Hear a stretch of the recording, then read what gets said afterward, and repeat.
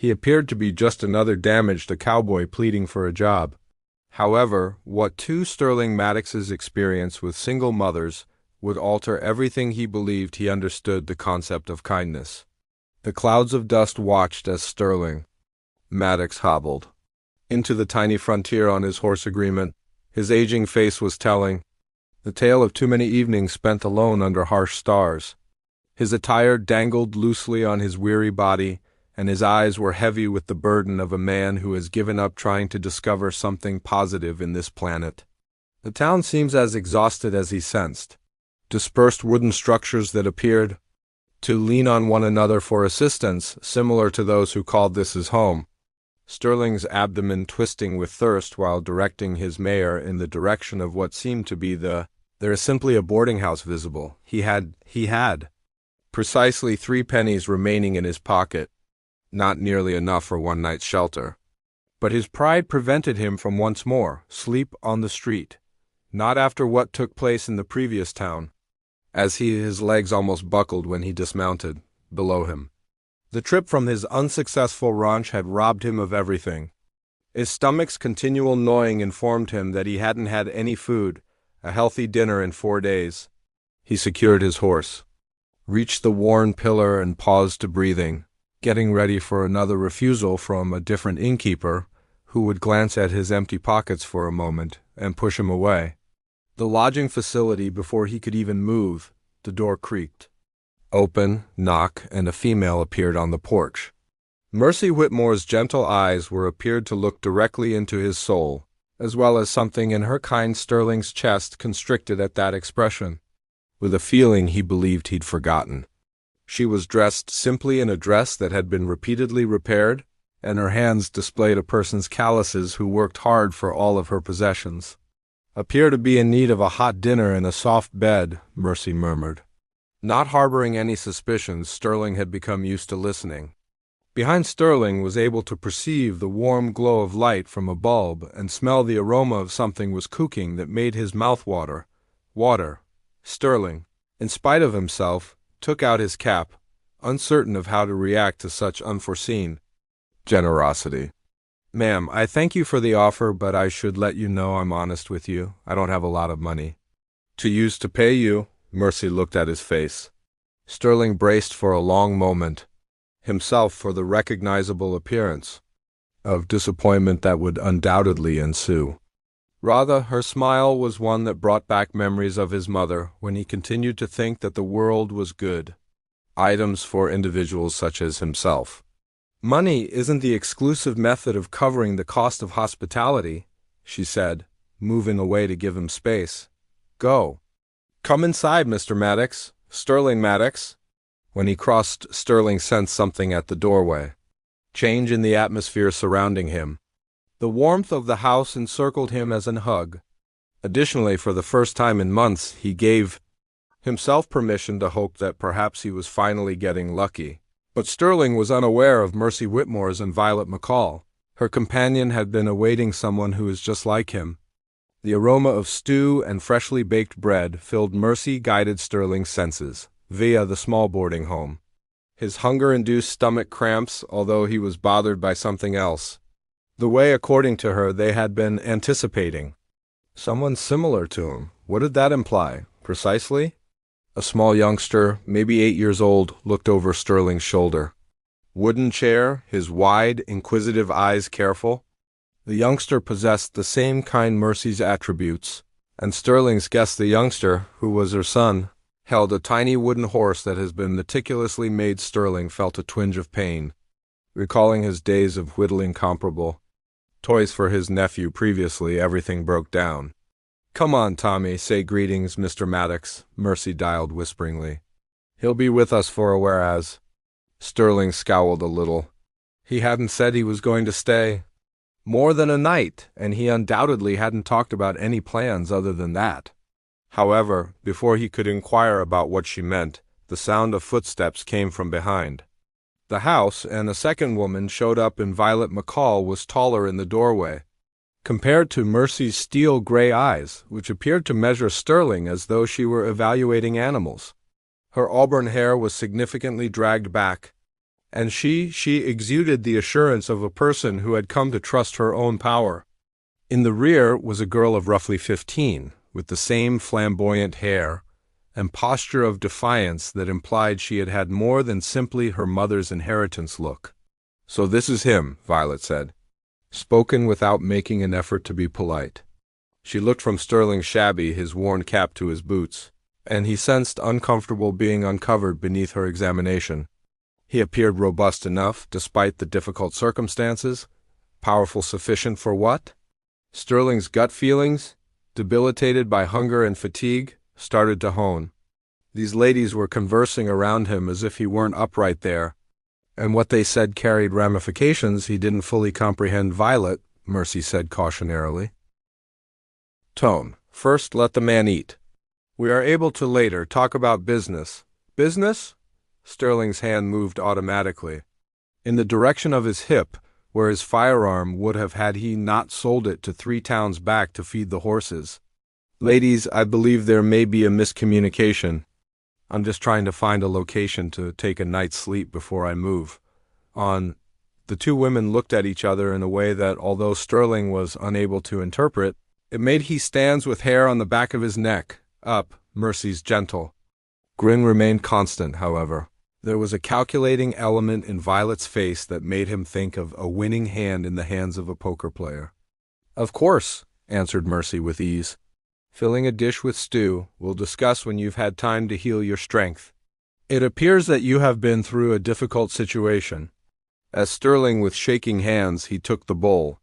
He was little hungry and couldn't stop the sensation that he had entered something much more intricate than basic hospitality on the frontier. But he was too excited and the food smelled too nice. Exhausted to properly consider what these women may like a broken-down cowboy who has run out of things to offer. The finest thing Sterling had was stew. Tasted for months, yet he was unable to disregard the tension that pervaded the space was similar to a horrible fire smoke. Mercy bustled restocking his dish as he went around the kitchen while Violet was sitting, without being asked, with her, arms folded across from him, examining him as if she were figuring out a complicated issue in her mind. Young Tommy had rapidly warmed up, talking about asked Sterling if he could ride his wooden horse. He had witnessed actual wild mustangs before. The boy's naive inquiries offered a pleasant diversion from the more and more awkward quiet amid the two females. However, even Tommy's Violet had presented her daughter as Clara appeared to know that there was simmering from below. "Ma, why don't you tell him?" At last, Clara stated, shutting off her adolescent impatience, under the guise, "He's going to discover in any case." Violet shot her daughter a piercing glance that might have July freezing water. "CL, go assist Mrs. Patterson is washing next door. Since her husband, she has struggled. Become ill." Although the girl rolled her eyes, complied, picking up her scarf and leaving for the door. When it closed behind her, the room's atmosphere evened out, more substantial. Sterling put his spoon down and he reclined in his chair, following his gut, ultimately surpassing his appreciation for the dinner. He said, "All right, ladies." With his voice with the power he once possessed command while he was still living on his ranch and men who held him in high regard. "Clearly you want anything. Therefore let's get it from me, outside. What sort of company? What are we discussing?" Mercy called her uneasy hands, but Violet leaned ahead with the candor that I'm starting to anticipate her. "We require a Mr. Maddox is the man around here.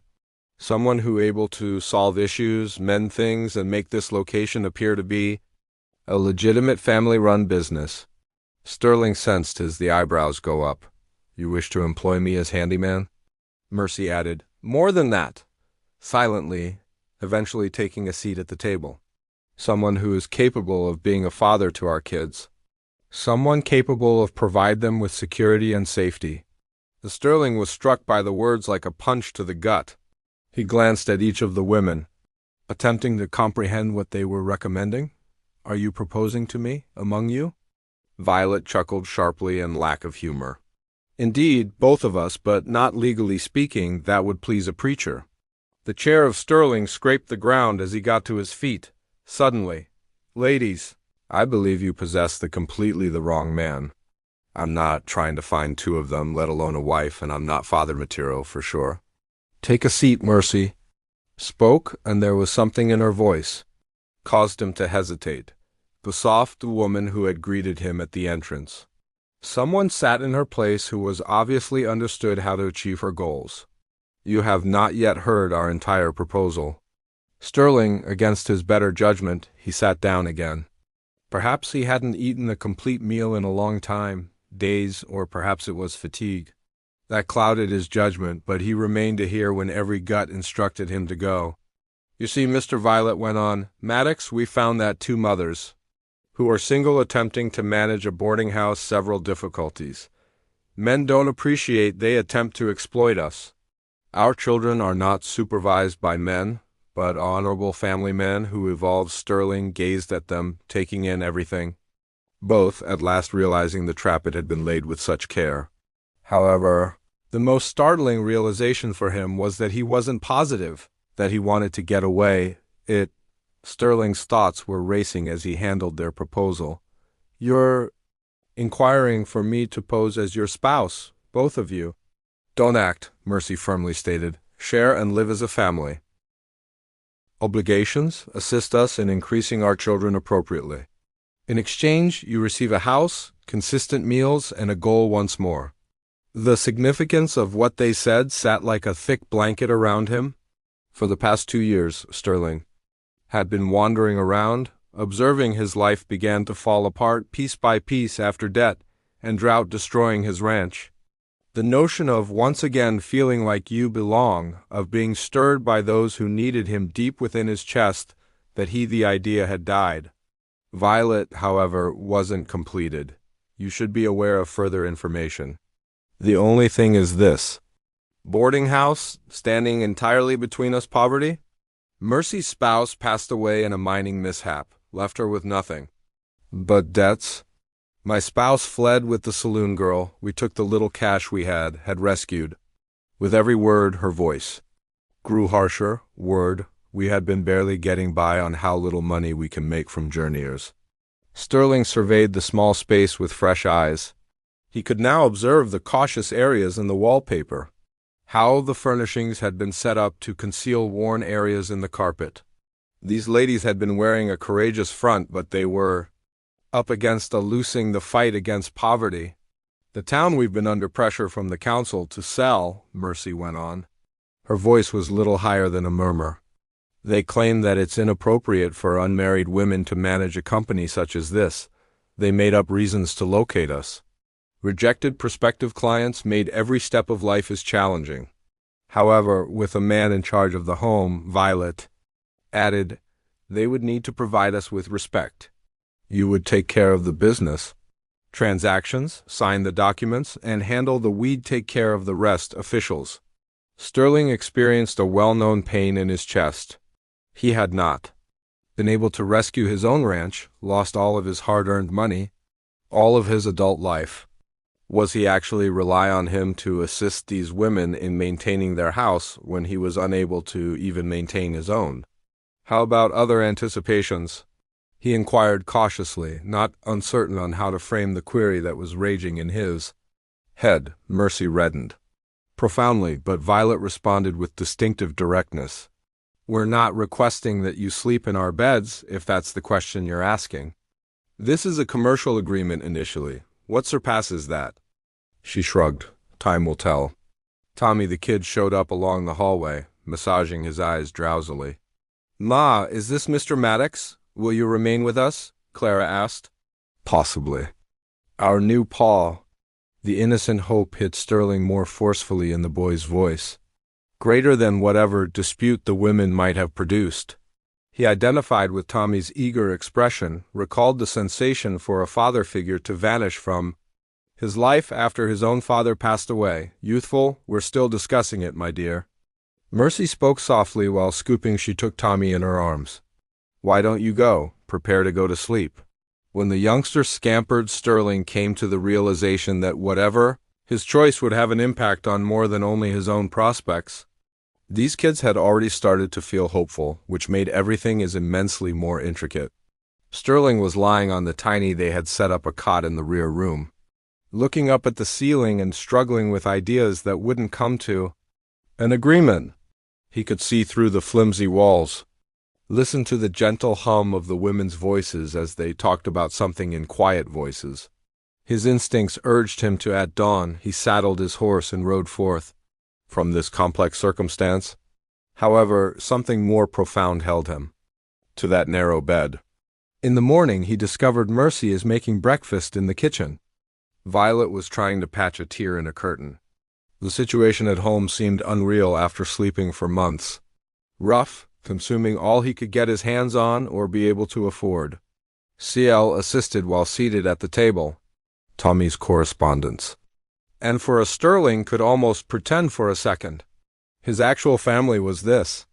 "I've been considering your suggestion," he remarked. Mercy takes the coffee cup given him, and the warmth permeated his hands, and he became aware of the length of had passed since someone had looked after in such basic ways.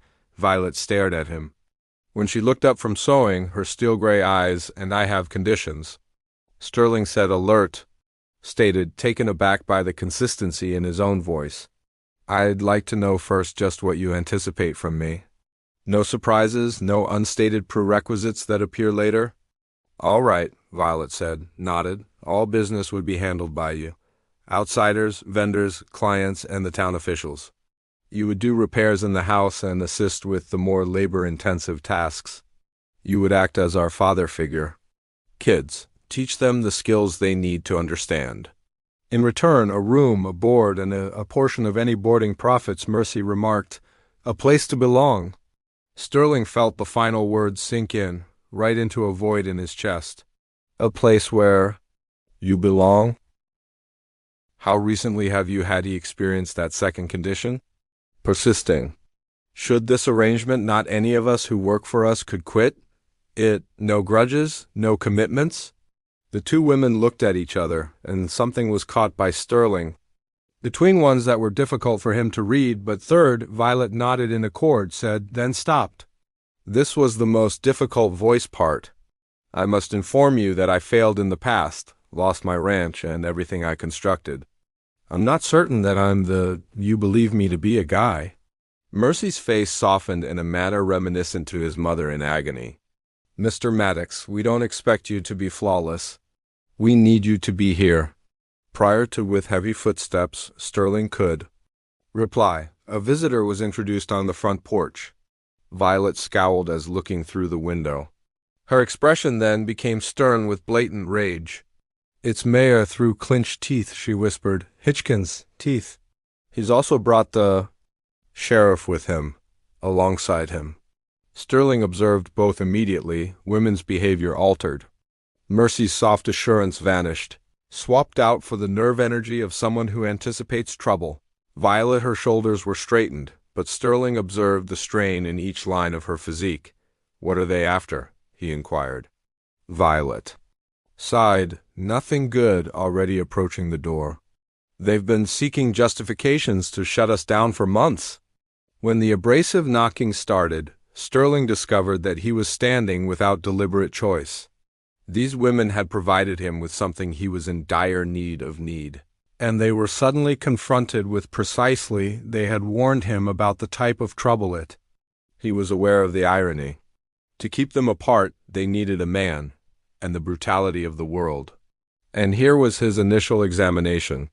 However, as he approached the door with Sterling and Violet, couldn't get rid of the sensation that he was ready to learn how profound this things actually went as follows. Mayor Hutchkins was a little, calculating man who was round, eyes that were instantly focused on Sterling behind him. With unmasked distrust, Sheriff Coleman was a tall, slender person whose hand was casually resting on his belt in a manner that implied he was aware how it should be used.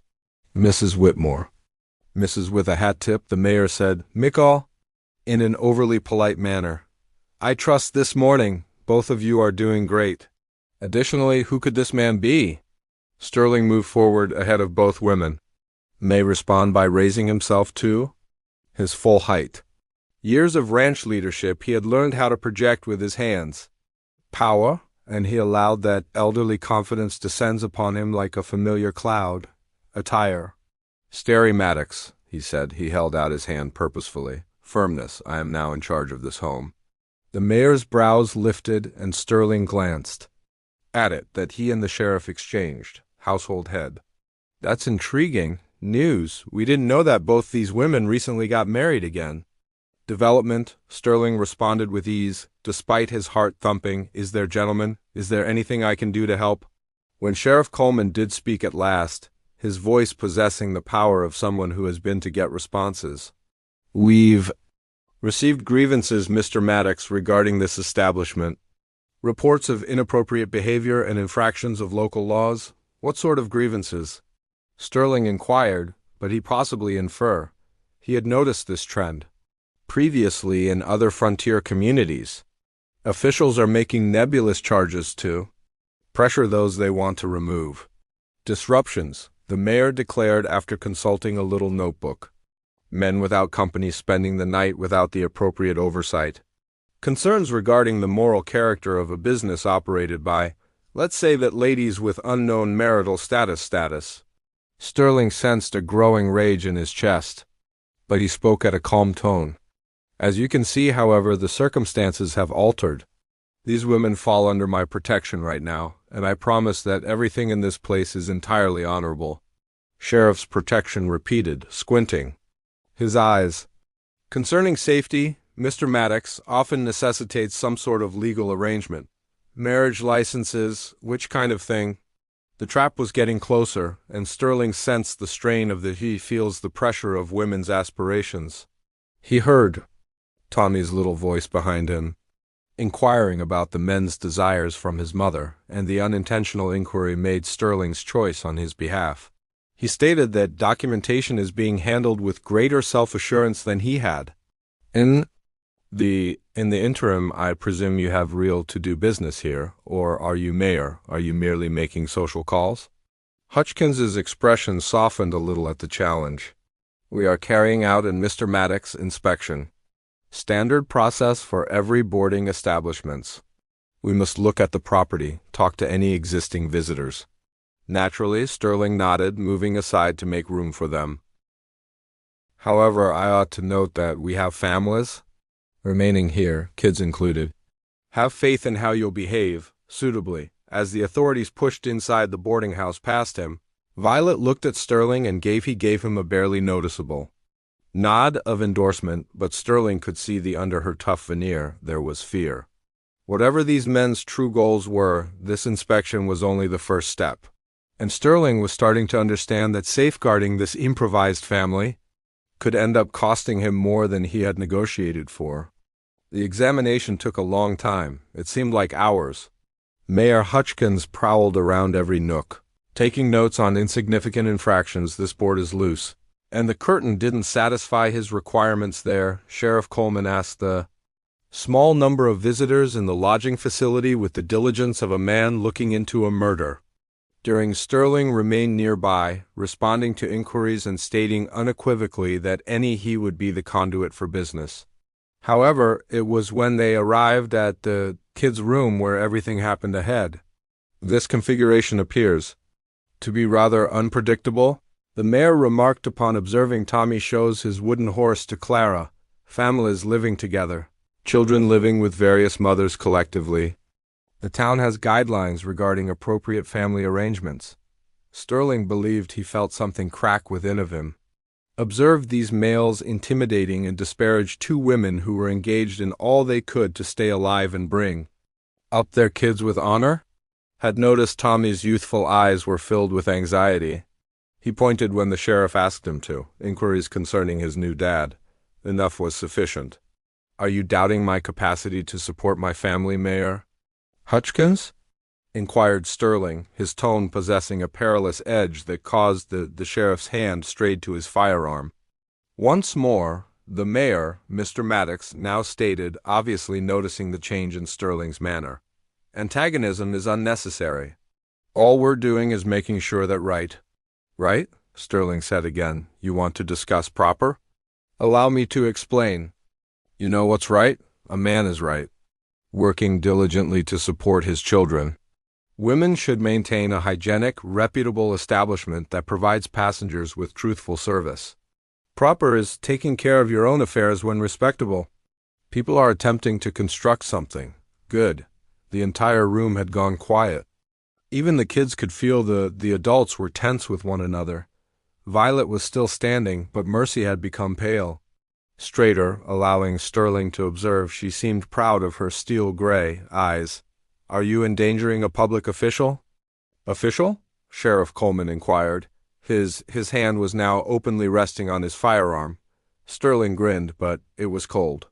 "In it. I don't mean to disturb anyone, Sheriff. I only want to clarify that today, my family will no longer be harassed. If you have committed specified site violations, cite them. If your business is legitimate, do it. However, if you're only here to cause two women some trouble attempting to earn a decent living, so you are free to leave my land." While no one moved for a moment, Sterling was able to hear the gentle beat of his own heart and the Tommy's breathing sound next to him. The boy had approached during the conflict, and Sterling experienced a minor his hand slides into his.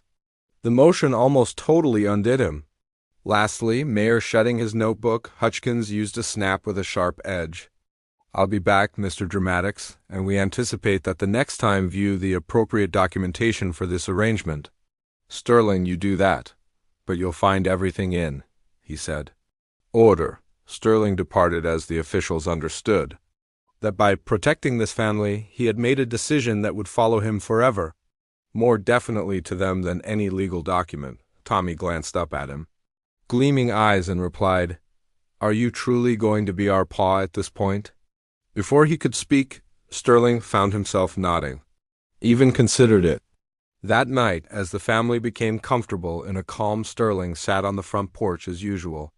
Observing the sky as it is painted by the sunset red and gold hues, Mercy brought coffee to him, and for the first time he felt something he had not felt in years. Nearly forgotten. The silent contentment of being right in his element.